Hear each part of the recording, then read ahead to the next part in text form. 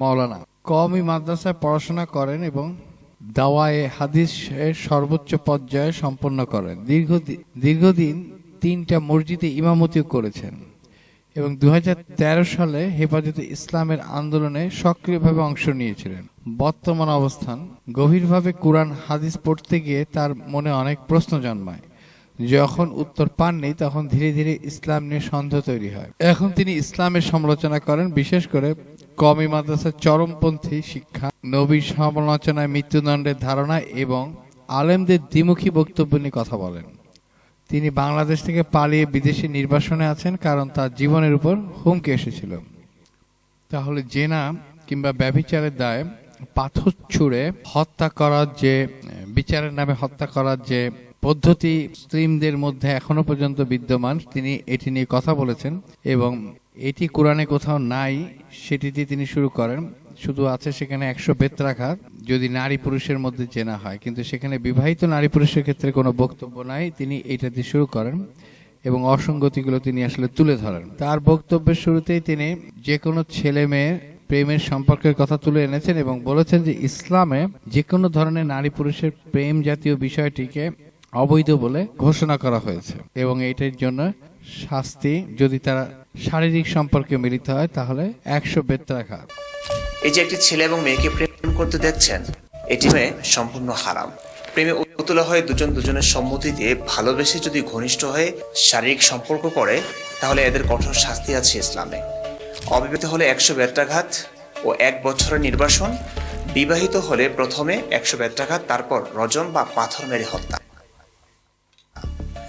বিপরীতে এই ছবিটি দেখুন, একটা মোল্লা 4টা মেয়ে ও দাসী নিয়ে আছে। এটা সম্পূর্ণ হালাল ইসলামে। নবীর ক্ষেত্রে তো 4-এর জায়গায় অনেক মেয়ে, যত মন চায় তত, আনলিমিটেড। কথা এখানেই শেষ নয় প্রিয় দর্শক। আজকের ভিডিও রজম নিয়ে।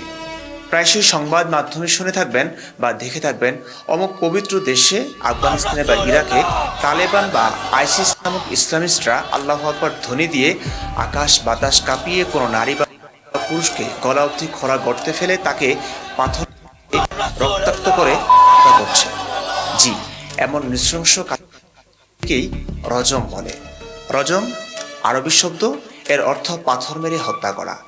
এই নৃশংস কাজটি কেন করা হয়, কোন অপরাধের শাস্তি এটি কি ইসলামের শাস্তি নাকি কেবল নির্দিষ্ট একটি জনগোষ্ঠী ইসলামের নামে এই বর্বর প্রথাটি জারি করেছে? কোরআনে কি রজমের বিধান আছে? না থাকলে কেন নেই? কোরআনে না থাকার পরেও রজম ইসলামে কিভাবে থাকে? এসব প্রশ্নের উত্তর জানব এই ভিডিওতে। প্রথমেই বলি, এই রজম ইসলামেরই একটি ফরজ বিধান, আল্লাহ নবী কর্তৃক একটি হদ বা পার্থিব শাস্তি। বিবাহিত নারী পুরুষ যখন জিনায় লিপ্ত হয় তখন এই শাস্তি প্রয়োগ করা হয়। জিনা মানে বিবাহ বহির্ভূত যৌন সম্পর্ক। জিনা একটি ব্যাপক শব্দ। অবিবাহিত নারী পুরুষ বিবাহ ছাড়া শারীরিক সম্পর্ক করলেও সেটি জিনা। বিবাহিত নারী পুরুষ পরকীয়া সম্পর্কে শারীরিক সম্পর্ক করলে সেটিও জিনা। অবিবাহিত নারী পুরুষ জিনা করলে তাদের জন্য শাস্তির বিধান আছে। কোরআনের আয়াতের মাধ্যমে 100 বেত্রাঘাত, হাদিসের মাধ্যমে 1 বছরের দেশান্তর। এক কথায়, অবিবাহিত নারী পুরুষ জিনা করলে তাদের শাস্তি 100 বেত্রাঘাত ও 1 বছরের দেশান্তর। প্রথমে কোরআনের আয়াতটা দেখি। সূরা নূর আয়াত 2 বলা হয়েছে, আস-সানিয়াতু ওয়াস-সানি ফাজলিদু কুল্লা ওয়াহিদিম মিনহুমা মিআতা জালদা ওয়ালা তা'খুযকুম বিহিমা রা'ফাতুন ফি দীনিল্লাহি ইন কুনতুম তু'মিনুনা বিল্লাহি ওয়াল ইয়াউমিল আখির ওয়ালিয়াশহাদ আযাবাহুমা তা'iফাতুম মিনাল মুমিনিন। ব্যভিচারিণী ও ব্যভিচারী তাদের প্রত্যেককে 100টি করে বেত্রাঘাত করো। আর যদি তোমরা আল্লাহ ও শেষ দিবসের প্রতি ঈমান এনে থাকো, তবে আল্লাহর দিনের ব্যাপারে তাদের প্রতি দয়া যেন তোমাদেরকে পেয়ে না বসে, আর মুমিনদের একটি দল যেন তাদের শাস্তি প্রত্যক্ষ করে। এই আয়াত শুধু অবিবাহিত নারী পুরুষ ব্যভিচারে লিপ্ত হলে, অর্থাৎ জিনায় লিপ্ত হলে যে কোনো তাফসিরই পেয়ে যাবেন। চলুন তাফসির জাকারিয়া থেকে দেখাই। বলা হয়েছে, 100 বেত্রাঘাতের উল্লেখিত শাস্তি শুধু অবিবাহিত পুরুষ ও নারীর জন্য নির্দিষ্ট। বিবাহিতদের শাস্তি প্রস্তরাঘাতে হত্যা করা। তাফসির বিশ্বাস না হলে সহিহ হাদিস দেখুন। সহিহ মুসলিম হাদিস একাডেমি হাদিস নং 4306 ইবনে সামিত রাদিয়াল্লাহু তাআলা আনহু হতে বর্ণিত, তিনি বলেন, রাসূলুল্লাহ সাল্লাল্লাহু আলাইহি ওয়াসাল্লাম বলেছেন, তোমরা আমার কাছ থেকে শিক্ষা গ্রহণ করো। তোমরা আমার কাছ থেকে শিক্ষা গ্রহণ করো যে নিশ্চয়ই আল্লাহ তাআলা মহিলাদের জন্য একটি পন্থা বের করেছেন। যদি কোনো অবিবাহিত পুরুষ কোনো কুমারী মেয়ের সাথে ব্যভিচার করে, তবে 100 বেত্রাঘাত করো এবং 1 বছরের জন্য নির্বাসন দাও। প্রথমত 100 বেত্রাঘাত করবে, এরপর পাথর নিক্ষেপ করে হত্যা করবে। সুতরাং কথা ক্লিয়ার, অবিবাহিত নারী পুরুষের জিনার শাস্তি 100 বেত্রাঘাত ও 1 বছরের নির্বাসন। এবং সূরা নূরের 2 নম্বর আয়াতটি কেবল অবিবাহিত নারী পুরুষের জন্য। বিবাহিত নারী পুরুষের জিনার শাস্তি আলাদা। সেটি হাদিস থেকে আমরা জানলাম রজম বা প্রস্তর আঘাতে হত্যা। প্রশ্ন হলো, বিবাহিত নারী পুরুষ জিনা করলে যে রজম করতে হয়, এই গুরুতর বিধানটি কোরআনের কোন জায়গায় আছে? সোজা উত্তর, কোরআনের কোথাও নাই। তন্ন তন্ন করে খুঁজেও আপনি পাবেন না। তাহলে আসল কাহিনী হলো, রজমের আয়াত নাজিল হয়েছিল, কিন্তু রজমের আয়াতগুলো ছাগল খেয়ে ফেলে। চলুন সুনানে ইবনে মাজাহ 1944 নং হাদিস থেকে জানি এই অদ্ভুত ঘটনাটি। আয়েশা রাদিয়াল্লাহু তাআলা আনহা থেকে বর্ণিত, তিনি বলেন, রজম সম্পর্কিত আয়াত এবং বয়স্ক লোকেরও 10 ঠোক দুধপান সম্পর্কিত আয়াত নাজিল হয়েছিল, যা একটি সহিফায় লিখিত অবস্থায় আমার খাটের নিচে সংরক্ষিত ছিল। যখন রাসূলুল্লাহ সাল্লাল্লাহু আলাইহি ওয়াসাল্লাম ইন্তিকাল করেন এবং আমরা তার ইন্তিকালে ব্যতিব্যস্ত হয়ে পড়লাম, তখন একটি ছাগল এসে তা খেয়ে ফেলে। দর্শক, এই হাদিসে 2টি বিষয়ের কথা আছে। রজম সম্পর্কিত আয়াত এবং বয়স্ক লোকেরও 10 ঠোক দুধ আয়াত নাজিল হয়েছিল। সে আয়াতগুলো লিখিত অবস্থায় আয়েশার খাটের নিচে ছিল। নবীর মৃত্যুতে সবাই যখন ব্যতিব্যস্ত, তখন একটি ছাগল এসে আল্লাহর সেই পবিত্র আয়াতখানা খেয়ে ফেলে। যদিও কথা আছে, পাগলে কিনা বলে ছাগলে কিনা খায়, কিন্তু ছাগল কাগজ খায় না, এটা আমরা জানি। নবী মুহাম্মদের যুগে কাগজ ছিল না, কেউ আবিষ্কারও করেনি। সাহাবী, নবী, মহাক্ষমতাধর, মহাশক্তিশালী, মহাজ্ঞানী, সর্বজ্ঞানী আল্লাহ কেউ কাগজ আবিষ্কার করতে পারেনি। এই অপারগতা নহে মানলাম, কিন্তু চীনে চাইলুন নামক এক ব্যক্তি 105 খ্রিস্টাব্দে, অর্থাৎ আজ থেকে প্রায় 2000 বছর আগে প্রথম কাগজ আবিষ্কার করেছেন। অর্থাৎ নবীর যুগে আরবে কাগজ না থাকলেও চীনে কাগজ ছিল। আল্লাহ নবীকে কিভাবে একের পর এক বিয়ে করতে হয়, কাফেরদের সঙ্গে যুদ্ধ করে তাদের ধন সম্পদ লুট করতে হয়, ছিনিয়ে আনতে হয়, সেসব শেখাতে ব্যস্ত ছিলেন বলে কাগজ কিভাবে বানাতে হয় এসব শেখাননি। কিন্তু চীনে যে কাগজ আছে এটা জানিয়ে দিলেও তো পারতেন, কিন্তু তিনি তা জানাননি। তো আর ছাগল এসে ডিলিট করতে পারে না। বাস্তব সত্য হলো, আয়েশার খাটের নিচের ওই কাগজটি কোনোদিন অফিসিয়াল কোরআনের অংশ ছিলই না। ওটি ছিল ওমর রা সহ মদিনার কট্টরপন্থীদের লিখে রাখা একটা আইনি খসড়া বা চিরকুট মাত্র। যদি ওই পাথর মারার রজম টেক্সটটা কোনোভাবে কোরআনের মূল কিতাবে ঢুকে যেত, তবে আয়েশার নিজের নিরাপত্তা এবং ইসলামের নিজস্ব আইনি লজিক দুটিই চিরতরে ধ্বংস হয়ে যেত।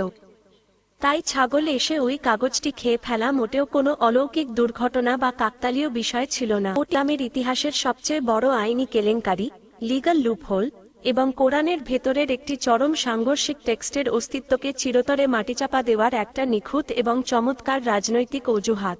কাগজ খাওয়ার সাথে আয়েশার ব্যক্তিগত নিরাপত্তার সম্পর্কটা কি, সেটিও উনি এখানে ব্যাখ্যা করেছেন।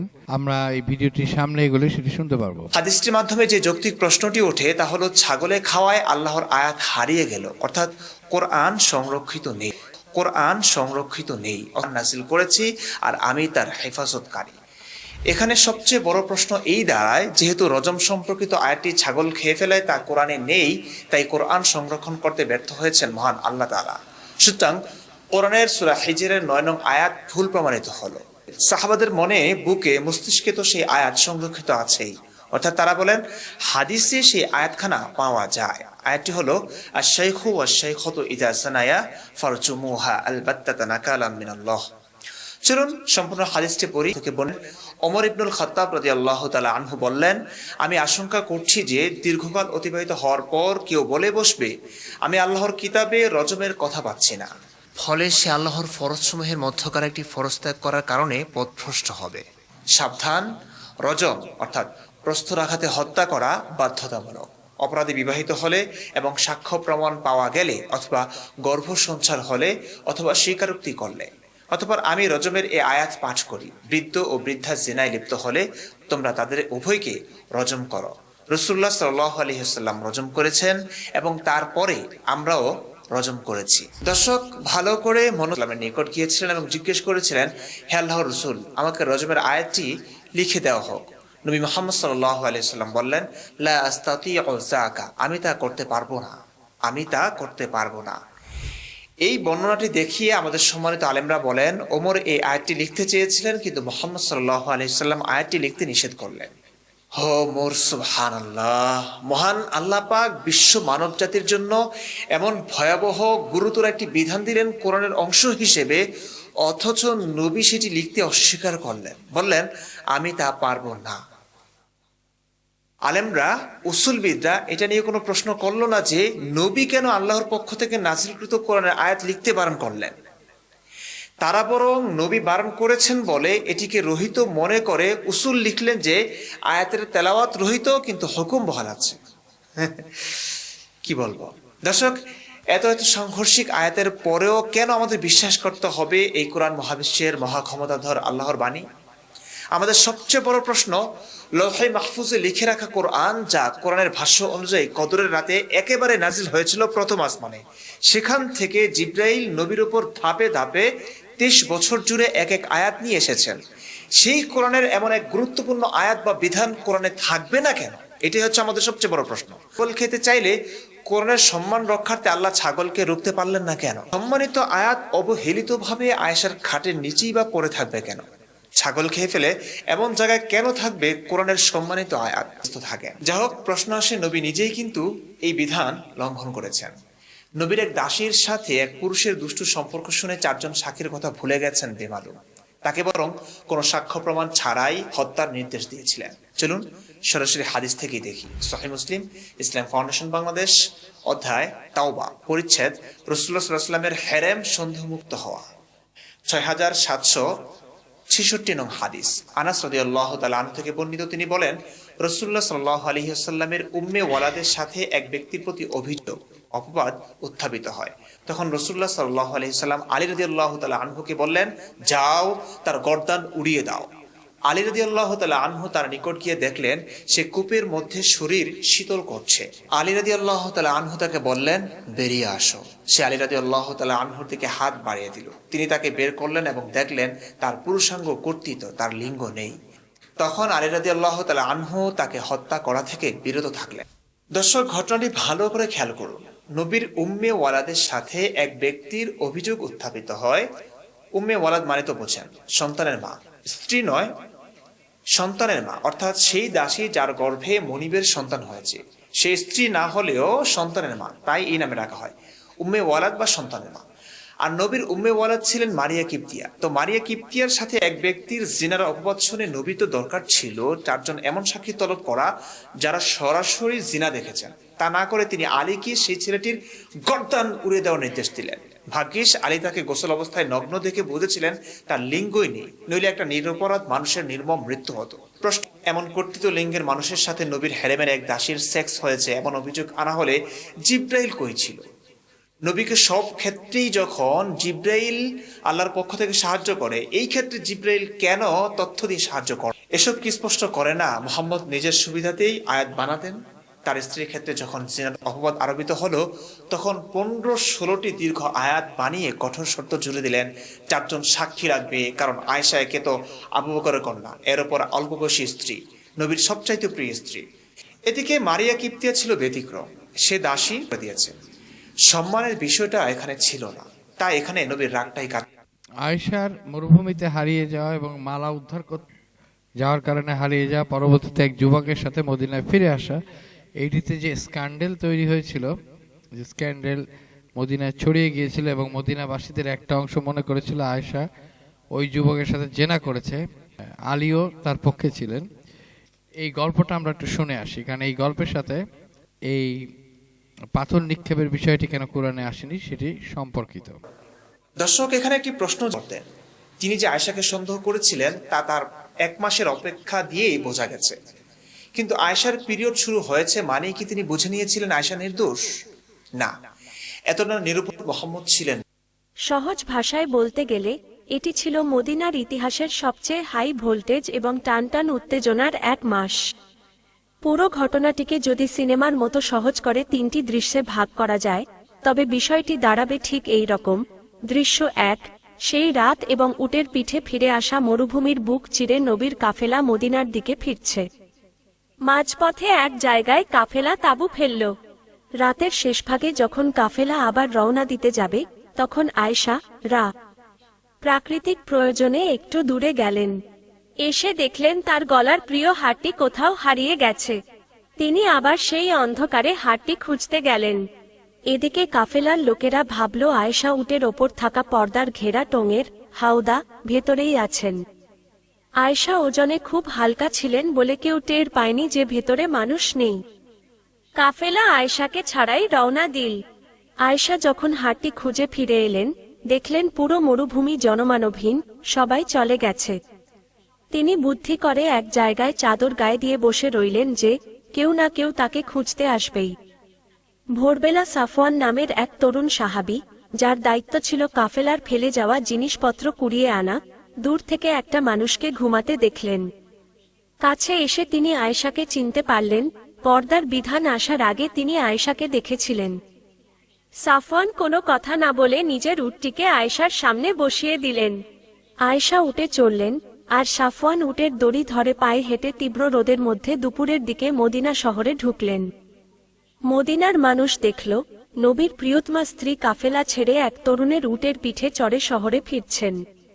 ব্যাস, মুহূর্তের মধ্যে মুনাফিকদের নেতা আব্দুল্লাহ ইবনে উবাই এই সুযোগ লুফে নিল এবং পুরো মদিনায় রটিয়ে দিল নবীর স্ত্রী ব্যভিচার, জিনা করেছেন। দৃশ্য 2। সেই এক মাসের ভয়ঙ্কর নীরবতা এই গুজব ছড়ানোর পর পুরো মদিনা শহর যেন একটা জ্বলন্ত আগ্নেয়গিরি হয়ে গেল। ঘরে ঘরে শুধু এই এক আলোচনা। এই এক মাস মদিনার পরিবেশ কেমন ছিল দেখো। আয়েশার অবস্থা। আয়েশা মদিনায় ফিরেই খুব অসুস্থ হয়ে পড়লেন। তিনি কিন্তু জানতেনই না যে বাইরে তাকে নিয়ে এত বড় নোংরা গুজব রটেছে। তবে তিনি একটা জিনিস খেয়াল করলেন, নবীজি আগে অসুস্থ হলে যেভাবে আদর যত্ন করতেন, এখন আর তা করছেন না। নবীজি ঘরে এসে শুধু বলতেন, কেমন আছো, এইটুকুই। আয়েশা পরে যখন এক বান্ধবীর মুখে এই গুজবের কথা শুনলেন, তিনি কান্নায় ভেঙে পড়লেন এবং অনুমতি নিয়ে বাপের বাড়ি চলে গেলেন। নবীজির চরম সংকট। নবীজি এক ভয়ঙ্কর মানসিক যন্ত্রণার মধ্যে পড়ে গেলেন। একদিকে নিজের প্রিয় স্ত্রী, অন্যদিকে পুরো সমাজের কানাঘুষো। তখনও মদিনায় জেনার শাস্তি ছিল কঠোর পাথর মেরে হত্যা, রজম। নবীজি সাহাবীদের ডেকে পরামর্শ চাইলেন। আলী বললেন, নারী তো আরো আছে, আপনি ওনাকে ছেড়ে দিন। আর ওসামা ইবনে জায়েদ বললেন, আমরা ওনার ব্যাপারে ভালো ছাড়া খারাপ কিছু জানি না, কেন এই এক মাসের নীরবতা? নবীজি চাইলে তো প্রথম দিনই বলতে পারতেন যে আয়েশা নির্দোষ। কিন্তু তিনি চুপ ছিলেন কারণ তার কাছে কোনো ঐশ্বরিক প্রমাণ বা ওহী ছিল না। সমাজ বলছে, এই এক মাস আসলে ওহীর অপেক্ষা যেমন ছিল, তেমনি ছিল আয়েশার মাসিক পিরিয়ড হওয়ার অপেক্ষা। কারণ আয়েশা যদি গর্ভবতী না হন, সেটি চিকিৎসা বিজ্ঞান ও আইনগতভাবে প্রমাণ হওয়ার জন্যই এই 30 দিন সময় লেগেছিল। দৃশ্য 3। এক মাস পর ওহী আসা এবং স্বস্তি। এক মাস পর একদিন নবীজি আয়েশাদের বাড়িতে গেলেন। আয়েশা তখনও কাঁদছেন। নবীজি আয়েশাকে বললেন, আয়েশা, তোমার নামে এই কথা রটেছে। তুমি যদি নির্দোষ হও, তবে আল্লাহ নিশ্চয়ই তা প্রকাশ করবেন।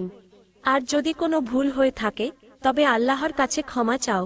আয়েশা কেঁদে তার বাবা আবু বকর ও মাকে বললেন জবাব দিতে, কিন্তু ভয়ে কেউ কিছু বলতে পারল না। ঠিক সেই মুহূর্তেই নবীজির ওপর ওহী নাজিল হওয়া শুরু হলো। ওহীর তীব্রতায় শীতের দিনেও নবীজির কপাল থেকে ঘাম ঝরতে লাগলো। কিছুক্ষণ পর নবীজি হাসি মুখে চোখ খুললেন এবং বললেন, আয়েশা, সুসংবাদ নাও।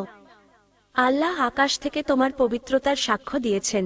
নবীজি তখন সূরা নূরের 11 থেকে 26 নম্বর আয়াতগুলো পড়ে শোনালেন, যেখানে আল্লাহ বললেন, যারা আয়েশার নামে এই অপবাদ রটিয়েছে তারা স্পষ্ট মিথ্যাবাদী। একই সাথে আল্লাহ আইন করে দিলেন, আজ থেকে কোনো নারীর নামে এমন অপবাদ দিতে হলে 4 জন চাক্ষুষ সাক্ষী আনতে হবে। যদি কেউ 4 জন সাক্ষী আনতে না পারে, তবে উল্টো অপবাদকারীকেই 80টি চাবুক মারা হবে। এই আয়াত আসার সাথে সাথে আয়েশা সম্পূর্ণ নির্দোষ প্রমাণিত হলেন এবং মদিনার যারা এই গুজব ছড়ানোর প্রধান হোতা ছিল, তাদের ধরে নবীজি প্রকাশ্যে 80টি করে চাবুক মারলেন। এভাবেই এক মাসের সেই দমবন্ধ করা নাটকের অবসান ঘটল।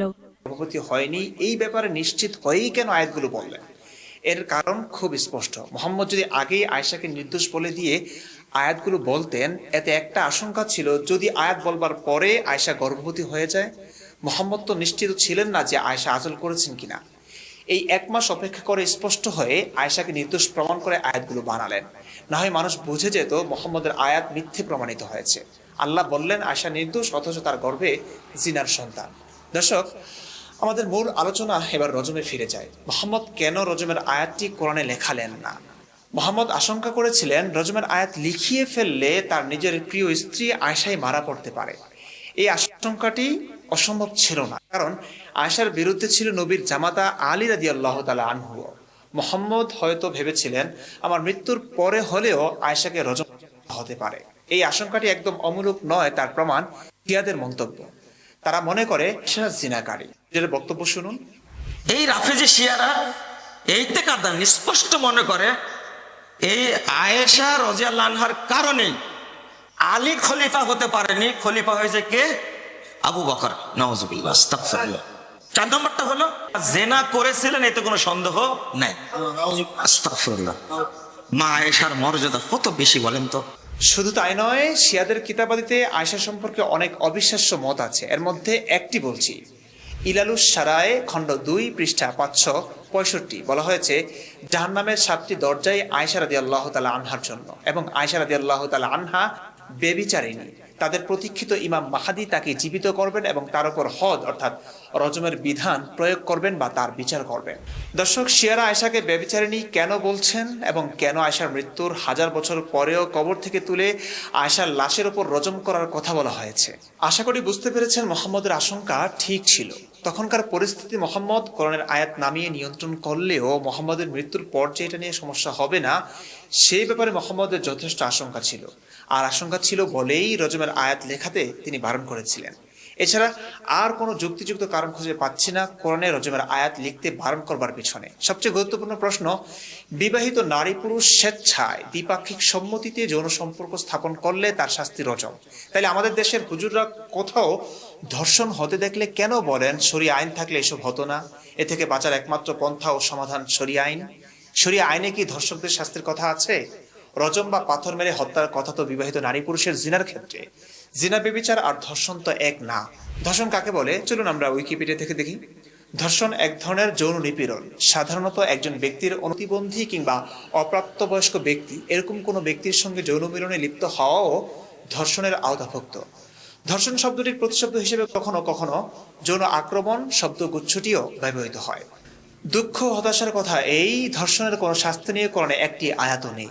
আর নেই বলেই আলেমরা ধর্ষণ বা জোরপূর্বক জিনাকেও জিনার অন্তর্ভুক্ত ধরে নিয়েছেন। একটি হাদিস দ্বারাও বোঝা যায় মুহাম্মদের যুগে জোরপূর্বক জিনার শাস্তি রজম মনে করা হতো। তবে আশ্চর্যের কথা এই, মুহাম্মদ দ্বিপাক্ষিক সম্মতিতে প্রেমিক যুগলকে তাদের যৌন সম্পর্ক স্থাপনের জন্য রজম করলেও ধর্ষণের ক্ষেত্রে রজম তিনি করেননি।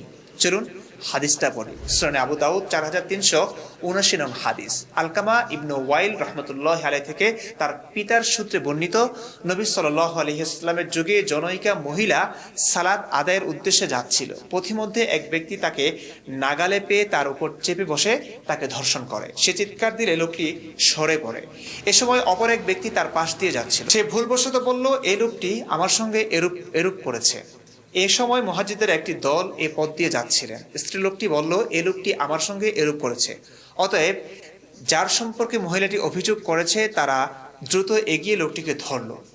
অতঃপর তারা তাকে তার নিকট নিয়ে আসলে সে বলল, হ্যাঁ, এ সেই ব্যক্তি। তারা তাকে নিয়ে রাসূলুল্লাহ সাল্লাল্লাহু আলাইহি ওয়াসাল্লামের নিকট উপস্থিত হলেন। তিনি তার সম্পর্কে ফয়সালা করতেই আসল অপরাধী দাঁড়িয়ে বলল, হে আল্লাহর রাসূল, আমি অপরাধী। তিনি ধর্ষিতা মহিলাটিকে বললেন, তুমি চলে যাও, আল্লাহ তোমাকে ক্ষমা করেছেন। আর নির্দোষ ব্যক্তি সম্পর্কে উত্তম কথা বললেন। যে ধর্ষণের অপরাধী তার ব্যাপারে তিনি বললেন, তোমরা একে পাথর মারো। তিনি সাল্লাল্লাহু আলাইহি ওয়াসাল্লাম বললেন, সে এমন তওবা করেছে যে মদিনাবাসী যদি এরূপ তওবা করে তবে তাদের পক্ষ থেকে তা অবশ্যই কবুল হবে। পাথর মারো। অগ্রাধিকার যোগ্য কথা হলো তাকে পাথর মারা হয়নি। এই হাদিসটি খুবই গুরুত্বপূর্ণ। ইসলামিক জুরিসপ্রুডেন্স সবচেয়ে বড় সত্যটা সামনে এনে দেয়। তোমার প্রশ্ন হলো, সূরা নূরে তো বিবাহিতদের জন্য আলাদা কোনো আইনের কথাই বলা নেই। সেখানে ঢালাও ভাবে ব্যভিচারী নারী ও পুরুষ বলা হয়েছে। তাহলে আইন বদলালো কিভাবে? আইন তো আসলে বিবাহিতদের ব্যাপারে নীরব থাকলো। একদম ঠিক ধরেছ। সূরা নূরের 2 নম্বর আয়াতে বলা হয়েছে, ব্যভিচারী নারী ও ব্যভিচারী পুরুষ তাদের প্রত্যেককে 100টি করে বেত্রাঘাত করো। এখানে বিবাহিত বা অবিবাহিত, ম্যারিড অর ইনম্যারিড, এমন কোনো বিভাজন, ক্লাসিফিকেশন আল্লাহ করেননি। ব্যাকরণগতভাবে এই আইনটি সবার জন্য প্রযোজ্য। তাহলে এই নীরবতার পেছনে আসল রাজনৈতিক ও আইনি খেলাটা কি ছিল? কৌশলগত নীরবতা, স্ট্র্যাটেজিক সাইলেন্স। আয়েশা এর ঘটনার সময় যদি সূরা নূরে আলাদা করে স্পষ্ট শব্দে লিখে দেওয়া হতো, অবিবাহিতদের চাবুক মারো আর বিবাহিতদের পাথর মারো, তবে আয়েশা কিন্তু ফেঁসে যেতেন, কারণ আয়েশা তখন বিবাহিত নারী। আইনি সুবিধা, সূরা নূরে বিবাহিত অবিবাহিত আলাদা না করে যখন ঢালাওভাবে 100 বেত্রাঘাত বলা হলো, তখন আয়েশার ওপর থেকে রজমের, পাথর মারার তাৎক্ষণিক আইনি হুমকিটি পুরোপুরি সরে গেল। কারণ নতুন এই লিখিত আইনের ফলে মদিনার মানুষ আয়েশাকে পাথর মারার কোনো লিখিত ভিত্তি আর কোরআনে খুঁজে পাচ্ছিল না। 4 জন সাক্ষীর ঢাল, এর সাথে যুক্ত হল 4 জন চাক্ষুষ সাক্ষীর শর্ত। যেহেতু আয়েশার বিরুদ্ধে কোনো 4 জন সাক্ষী ছিল না, তাই 100 বেত্রাঘাত তো দূরের কথা, আয়েশার গায়ে একটা আঁচড় কাটার আইনি ক্ষমতাও মদিনাবাসীর আর থাকল না। অর্থাৎ সূরা নূরের এই নীরবতা বা ঢালাও আইনটি ছিল আয়েশাকে বাঁচানোর জন্য একটি অত্যন্ত নিখুঁত এবং সুরক্ষামূলক আইনি চাল। পরবর্তীতে রজম আইনকে বাঁচানোর জন্য হাদিসের জন্ম নবীজির ইন্তেকালের পর, যখন আয়েশার সেই ক্রাইসিস কেটে গেছে, তখন মদিনার সমাজ ও আইনবিদদের সামনে এক মস্ত বড় আইনি সংকট তৈরি হল। সংকট, কোরআনের সূরা নূরে স্পষ্ট লেখা 100 বেত্রাঘাত সবার জন্য, কিন্তু 4 হিজরিতে নবীজি নিজে ইহুদিদের পাথর মেরে রজম গেছেন। এখন কোরআনের এই স্পষ্ট লিখিত আয়াতের সামনে নবীজির ওই পুরনো রজম প্র্যাকটিসকে কিভাবে টিকিয়ে রাখা যায়? সমাধান, হাদিসের ইন্টারপ্রিটেশন। এই ফাঁকটি পূরণ করতেই পরবর্তীকালে হাদিসের মাধ্যমে একটি ব্যাখ্যা তৈরি করা হলো। দাবি করা হলো, কোরআনের এই 100 বেত্রাঘাতের আয়াতটি নাকি কেবল অবিবাহিতদের জন্য, আর বিবাহিতদের জন্য পাথর মারার যে কঠিন আইন, তা নাকি কোরআনে লেখা না থাকলেও নবীজির মুখে মুখে জারি ছিল। আইন কিন্তু কোরআনে বদলায়নি, আইন বদলানো হয়েছে কোরআনের ব্যাখ্যার ভেতরে হাদিস ঢুকিয়ে দিয়ে। ওমর কেন আজীবন আক্ষেপ করতেন যে কোরআনে রজমের আয়াত নেই? তিনি কেন ভয় পেতেন যে ভবিষ্যতের মানুষ রজম মানবে না? ওমর একজন অত্যন্ত প্রখর বুদ্ধিসম্পন্ন মানুষ ছিলেন। তিনি জানতেন সূরা নূরের টেক্সটটি এতটাই শক্তিশালী এবং ঢালাও যে সেখানে বিবাহিতদের জন্য আলাদা কোনো শাস্তির ইঙ্গিত নেই। তিনি বুঝতেন, ভবিষ্যতে যখন কোনো বুদ্ধিমান মানুষ শুধু কোরআন খুলে আইন খুঁজবে, সে দেখবে জেনার একমাত্র লিখিত শাস্তি হল 100 বেত্রাঘাত, সেখানে পাথর মেরে হত্যার কোনো নামনিশানাই নেই। এই কারণেই ওমর জোর করে হলেও ওই কাগজের টুকরোটি, যা পড়ে ছাগলে খেয়েছে বলা হয়, কোরআনে ঢুকিয়ে দিয়ে বিবাহিতদের জন্য আলাদা আইনটি লিখিতভাবে সিলগালা করতে চেয়েছিলেন। সর্বজনীন ও সুরক্ষামূলক নীরবতা ভাঙতে চাননি। সংক্ষেপে তুমি যেটা বললে সেটাই আসল সত্য। কোরআন বিবাহিতদের ব্যাপারে আলাদা করে কোনো নিষ্ঠুর আইন আনেনি। কোরআন নীরব থেকে 100 বেত্রাঘাতকেই একমাত্র আইনি টেক্সট হিসেবে রেখেছিল। বলো, তখন ক্ষমতা এক হাতে কেন্দ্রীভূত হচ্ছে। নতুন নবী হিসেবে মানুষ তার কাছে বিচার নিয়ে আসে, কিন্তু নিজস্ব ফৌজদারি আইন তখনও পুরোপুরি নামেনি। প্রথম অধ্যায়, ধার করা তলোয়ার। ইহুদিরা এক জিনার মামলা নিয়ে এলো। তারা ভেবেছিল নতুন নবী নরম শাস্তি দেবেন, কিন্তু তিনি তাদের তাওরাত আনিয়ে দেখালেন রজম, অর্থাৎ পাথর ছুঁড়ে মৃত্যুদণ্ড। ইহুদিরা কাঁপতে কাঁপতে বলল, আমরা তো এটা আর করি না, শুধু কালি মেখে মারধর করি। উত্তর এলো, তোমরা আল্লাহর আইনকে মেরে ফেলেছ, আমি তা আবার জীবিত করব। মদিনার খোলা মাঠে প্রথম পাথর পড়ল, রক্তে লাল হয়ে গেল মাটি। মুসলিমরা শিউরে উঠল। বিয়ের পর কোনো ভুল হলে কপালে পাথর, এই ভয়টা মনে গেঁথে গেল। আর কোনো কোরআনের আয়াত ছাড়াই তাওরাত থেকে ধার করা এই আইন মুসলিমদের ওপরও ঝুলতে শুরু করল। দ্বিতীয় অধ্যায়, যখন আগুন নিজের ঘরে লাগলো। 1 বছর পর অন্য 4 জন পুরুষ সাক্ষী চাওয়া হয়, যেটা বাস্তবে প্রায় অসম্ভব। ফলে শাস্তি প্রয়োগ হয় খুব কম। কিন্তু হাদিসে আবার রজমের শাস্তি স্পষ্টভাবে আছে। এখানেই একটা সাংঘর্ষিক জায়গা, কারণ যে কোনো নতুন নেতা যখন ক্ষমতায় আসে, তখন আগের সমাজের আইন কানুনের সঙ্গে নিজের নিয়ম মেলানোর চাপ থাকে করার জন্য। তিনি নিজেকে শেষ নবী দাবি করেছেন, কিন্তু সমাজ পরিচালনার জন্য নিজস্ব কোনো ফৌজদারি কোড বা আইনি বই তখনও আকাশ থেকে পুরোপুরি নামেনি। মানুষ প্রায় ছোট বড় বিচার নিয়ে তার কাছে আসে। একদিন মদিনার চতুর ইহুদিরা এক প্রেমিক প্রেমিকাকে ধরে নিয়ে এলো। তারা জিনা ব্যভিচার করেছে। ইহুদিরা ভাবল, নতুন নবী নিশ্চয়ই কোনো নরম শাস্তি দিয়ে নিজেকে দয়ালু প্রমাণ করবেন। কিন্তু ক্ষমতার কেন্দ্রে থাকা পুরুষটি ইহুদিদের কিতাব তাওরাত আনিয়ে আব্দুল্লাহ ইবনে সালামকে দিয়ে পাতা উল্টালেন। আঙুলের নিচে পাওয়া গেল আদিম নির্মম এক আইন, রজম, পাথর মেরে হত্যা। ইহুদিরা কাঁপতে কাঁপতে বলল, আমরা তো এখন আর এটা করি না, অপরাধীর মুখে কালি মেখে শুধু বেত্রাঘাত করে ছেড়ে দিই। নবী গর্জে উঠলেন, তোমরা আল্লাহর আইনকে প্রাণহীন করেছ, আমি একে পুনরুজ্জীবিত করব। মদিনার খোলা মাঠে প্রথম পাথর ছিটকে এলো। প্রেমিকটি প্রেমিকার ওপর উপুর হয়ে পড়ে নিজেকে বিলিয়ে দিল, কিন্তু শেষ রক্ষা হল না। রক্তে ভেসে গেল মদিনার মাটি। নবী ঘোষণা করলেন, আল্লাহর আইন না মানলে তারা কাফের, জালেম ও ফাসেক। মুসলিম সমাজ এই দৃশ্য দেখে শিউরে উঠল। তারা বুঝল, বিয়ের পর কোনো ভুল করলেই কপালে আছে পাথরের আঘাত। কোনো লিখিত কোরআনের আয়াত ছাড়াই তাওরাত থেকে ধার করা এই ভয়ের আইনটি মদিনার মুসলিমদের ওপরও এক অদৃশ্য তলোয়ারের মতো চেপে বসল। দৃশ্য 2-5 হিজরি, যখন আগুন নিজের ঘরে লাগলো ঠিক 1 বছর পরের ঘটনা। মুরাইসির যুদ্ধ শেষ করে কাফেলা মদিনায় ফিরছে। মরুভূমির বুক চিরে হেঁটে চলা উটের বহর। মাঝপথে হঠাৎ একটা শোরগোল। নবীর সবচেয়ে প্রিয়তমা কনিষ্ঠা স্ত্রী আয়েশা নিখোঁজ। তিনি নাকি মরুভূমিতে নিজের গলার হাড় খুঁজতে গিয়ে পিছিয়ে পড়েছিলেন। পরদিন দুপুরে যখন মদিনার মানুষ দেখল আয়েশা মদিনায় ফিরছেন কাফেলার তরুণ এক সুদর্শন সৈনিক সাফওয়ানের উটের পিঠে চড়ে, তখন মদিনার বাতাস বিষাক্ত হয়ে উঠল। শত্রু মিত্র সবার মুখে এক কানাঘুষো, নবীর স্ত্রী ব্যভিচার করেছেন। মদিনার আইন তখন খুব স্পষ্ট, বিবাহিত কেউ জিনা করলে তার শাস্তি রজম বা পাথর মেরে হত্যা। 4 হিজরি থেকে চালু থাকা নিজেরই তৈরি করা সেই কঠোর আইনের ফাঁদে নবীজি নিজের ঘরেই আটকে গেলেন। মদিনার ঘরে ঘরে ফিসফাস, এবার নবী কি করবেন? নিজের আইন কি নিজের স্ত্রীর ওপর চালাবেন? নবী এক ভয়ঙ্কর মানসিক যন্ত্রণার মধ্যে পড়ে গেলেন। আলী এসে ফিসফিস করে বললেন, নারী তো আরো আছে, ওকে ছেড়ে দিন। নবী নিজে দীর্ঘ 1 মাস সম্পূর্ণ নীরব হয়ে রইলেন। মদিনার মানুষ ভাবল ওহির অপেক্ষা, কিন্তু বাস্তব রাজনীতি ও আইন বলছিল এটি ছিল আয়েশার মাসিক পিরিয়ড হওয়ার অপেক্ষা, যাতে নিশ্চিত হওয়া যায় তার পেটে ওই সৈনিকের কোনো সন্তান নেই। নবী বুঝতে পারলেন, এই চরম বিপদ থেকে আয়েশাকে বাঁচাতে হলে তাকে আইনি ব্যাকট্র্যাক করতে হবে। নিজের তৈরি করা কঠোর আইন থেকে নিজের পরিবারকে বাঁচাতে তিনি 1 মাস পর ওহির নাটকীয় মোড় নিলেন। ওহির ঘণ্টা বাজল। নবী চোখ খুলে মদিনাবাসীকে শোনালেন নতুন আকাশী বাণী, সূরা নূর, আজ থেকে জেনা শাস্তি সবার জন্য কেবল 100 বেত্রাঘাত। আর কোনো নারীর নামে অপবাদ দিতে হলে 4 জন প্রত্যক্ষদর্শী চাক্ষুষ সাক্ষী আনতে হবে। যদি 4 জন সাক্ষী না থাকে, তবে যে অপবাদ দিয়েছে তাকেই 80টি বেত্রাঘাত করা হবে। মরুভূমির নির্জনতায় 4 জন চাক্ষুষ সাক্ষী আনা অবাস্তব ও অসম্ভব। আয়েশা এক নিমেষে সম্পূর্ণ সুরক্ষিত হয়ে গেলেন। যারা অপবাদ দিয়েছিল তাদের ধরে উল্টো 80টি করে চাবুক মারা হলো। মদিনার মানুষ স্বস্তির নিঃশ্বাস ফেলল, কিন্তু খাতা কলমে পাথর মারার আইনটি আয়েশাকে বাঁচাতে চিরতরে বদলে গেল।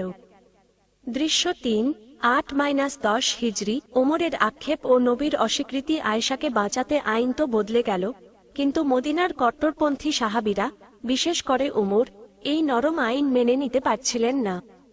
ওমরের মাথায় তখনও সেই 4 হিজরির ইহুদিদের ওপর চালানো কঠোর রজমের নেশা। তিনি বারবার সমাজশুদ্ধির জন্য পাথর মারার আইনটি লিখিতভাবে ফেরত চাচ্ছিলেন। নবী মক্কা বিজয়ের পর কিছু কিছু ক্ষেত্রে প্র্যাকটিক্যালি আবার রজম করতে শুরু করলেন, যেমন বেদুইনের ছেলের বিচার, যাতে সমাজ মনে না করে তিনি পুরোপুরি নরম হয়ে গেছেন। কিন্তু ওমর একদিন এক কাণ্ড করে বসলেন। তিনি কোরআনের মূল কিতাব লেখার খাতার পাশে গিয়ে নবীকে বললেন, হে আল্লাহর রাসূল, রজমের আয়াতটি কোরআনে লিখে রাখা হোক।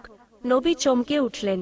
তিনি জানতেন, রজমের আয়াত যদি আজ কোরআনে স্থায়ীভাবে লিখে দেওয়া হয়, তবে ভবিষ্যতে কোনো না কোনো দিন মানুষ আবার আয়েশার সেই পুরনো স্ক্যান্ডাল টেনে আনবে এবং কোরআনের আয়াত দেখিয়ে প্রশ্ন তুলবে। নিজের স্ত্রীর নিরাপত্তা এবং কোরআনের নিজস্ব আইনি লজিক দুটিই ধ্বংস হয়ে যাবে।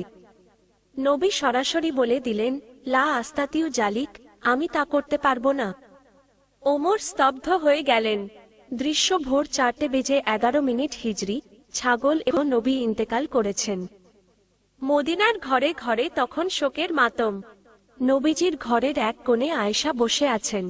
তার খাটের নিচে পড়ে আছে কিছু চামড়া বা কাগজের টুকরো, যাতে ওমরদের সন্তুষ্ট করার জন্য একসময় রজমের কিছু খসড়া নোট লেখা হয়েছিল। দাফন কাফনের চরম ব্যস্ততার মাঝে মদিনার একটা ক্ষুধার্ত ছাগল ঘরে ঢুকে খাটের নিচ থেকে সেই রজমের স্ক্রিপ্টটা চিবিয়ে খেয়ে ফেলল। পরবর্তীতে যখন আবু বকর এবং উসমান কোরআনের অফিসিয়াল কপি সংকলন করলেন, তখন কোরআনের কোথাও রজমের কোনো অস্তিত্ব রইল না। ওমর খিলাফতের আসনে বসে আজীবন আক্ষেপ করে গেছেন, কোরআনে না থাকা সত্ত্বেও নিজের ক্ষমতা বলে মানুষকে পাথর মেরে গেছেন, কিন্তু কোরআনের পাতায় তিনি আর সেই আইন তুলতে পারেননি। এই গল্পের মূল ট্র্যাজেডি, এখানে মূলত দুইটি সত্যকে দুরকম কৌশলে আড়াল করা হয়েছে। পারিবারিক সত্য গোপন। নিজের প্রিয়তমা স্ত্রীকে মদিনার মানুষের পাথরের আঘাত থেকে বাঁচাতে নবীজি তাওরাত থেকে নেওয়া আগের কঠোর আইন থেকে সম্পূর্ণ ঘুরে গেলেন এবং সূরা নূরের চতুর নীরবতার মাধ্যমে আয়েশাকে আইনি ঢাল দিলেন। 2. ঐতিহাসিক সত্য গোপন। নবীজির মৃত্যুর পর ওমররা খিলাফতের দায়িত্বে এসে কোরআনে না থাকা সত্ত্বেও রজম বা পাথর মারা প্র্যাকটিস জারি রাখলেন। আয়েশা তখন ওমরের এই রাষ্ট্রীয় কট্টরপন্থাকে জাস্টিফাই করতে এবং একই সাথে কোরআনের আইনি বৈপরীত্য ঢাকতে এই ছাগলের গল্পটি বাজারে ছাড়েন। ছাগল কোনোদিন ঈশ্বরের লৌহে মাহফুজের আয়াত ডিলিট করতে পারে না। ওটি ছিল ইসলামের ইতিহাসের সবচেয়ে বড় আইনি কেলেঙ্কারি, লিগ্যাল লুপহোল, এবং কোরআনের ভেতরের একটি চরম সাংঘর্ষিক টেক্সটের অস্তিত্বকে চিরতরে ধামাচাপা দেওয়ার একটা নিখুঁত এবং চমৎকার রাজনৈতিক অজুহাত।